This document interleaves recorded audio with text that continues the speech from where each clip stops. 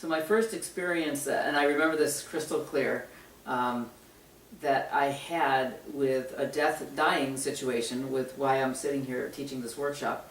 I was about 10 or 11 years old, and I had, a dream where somebody came in, and this is how a lucid dream starts for me. I'll just be in a regular dream, and frequently in the dream somebody will walk in the door and in through a door, and they'll say to me, "Oh, we need you for something," and I'll go with them, and then it becomes a lucid dream. And in the lucid dream, again, I'm consciously aware of everything that's going on. I can control everything that's going on. I have conversations with people. So in this particular dream, one of my guides came to me and asked me if I'd be willing to help him. And so I, 10 or 11 years old, I said, sure, whatever we're going to do. So he took me to this place in this dream where there was an automobile on the side of the road that was all wrecked. It had been in a really bad accident.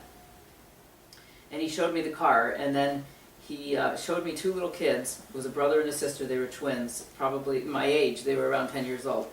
And they were sitting on a curb up across the street from where this car accident was. And so he pointed them out to me, and he said, would you be able to help them? I think you could help them.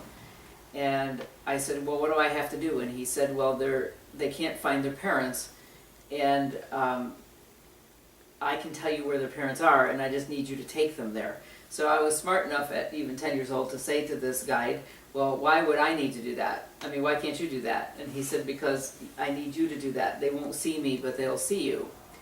So it seemed okay to me. I said, where do I have to take them? And he showed me this playground that was right there.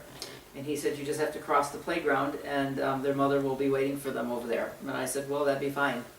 So he said, okay. And he was very stern, and he took me by the shoulders, and he said, now there's one thing you need to know. And this playground was like a soccer field, like you would see anywhere. And so there was a chalk line at the beginning of the field. And he said, you're going to go across there and take those kids, walk them across the playground or across the field. And when you get to the chalk line on the other side, he said, when you cross over there, there'll be somebody there that's going to tell you when to come back. And when that person tells you you have to come back, you have to come right back to me, and you can't hesitate. You need to get back to me right away. And I said, okay. And he said, no, I need to make sure you understand this. When you get to the second chalk line, and he repeated the whole thing again.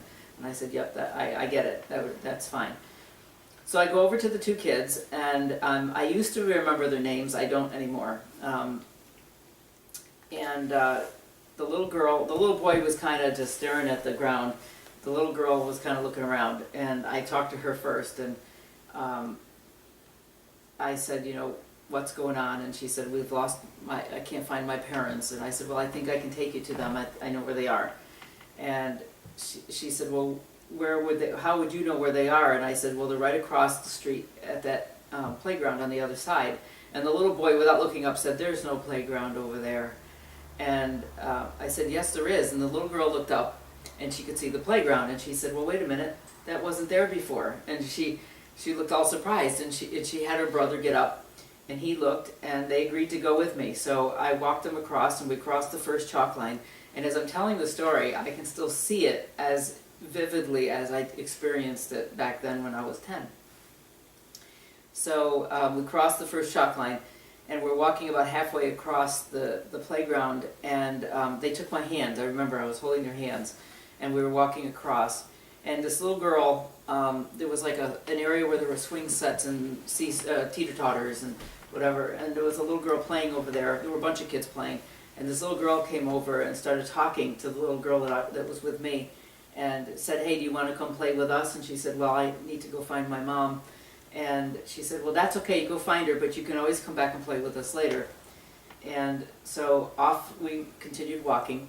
And as we started getting to the far end of the playground, I started seeing like what was kind of in a movie, was kind of like a little mist or a fog that was there. And I could see some figures in the fog, but couldn't really make out who they were. And the kids that were with me obviously couldn't see this. I mean, it was pretty obvious that they didn't see it. So as I kept walking closer, I suddenly see the second chalk line is coming into view. And this fog and stuff is on the other side of that.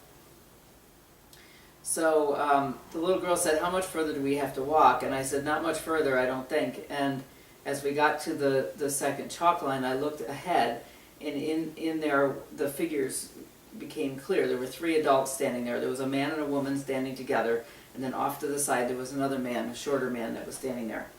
And they suddenly saw us, and the mother dropped to her knees, and I walked across the chalk line, and as soon as I got in there, the kids could see them, and the kids ran to the mother, and the father also. They were all hugging each other and crying, and they were reunited. And I was standing now in this area, and the feeling in this area was so incredibly good that I didn't want to go. And I was like, I'll just stay here. This is like really wonderful here. I can't even describe it. It was warm, it was secure, I trusted it, it was, in a nutshell, it was unconditional love.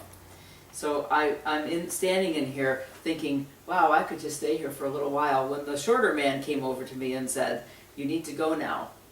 And I said, "No, it's okay, I'm all right." And he was like, "No, you need to go now." And then I remembered what my friend had said on the other side, and I suddenly got scared. So I ran back across the chalk line and ran all the way through the playground, back to the first chalk line, and when I got to the other side, my guide was standing there, and he again put his hand on my shoulder. He said, "You did a really good job. Would you be willing to do this again for me sometime?" And so I said, "Sure." And just like bam, I suddenly woke up in my bed.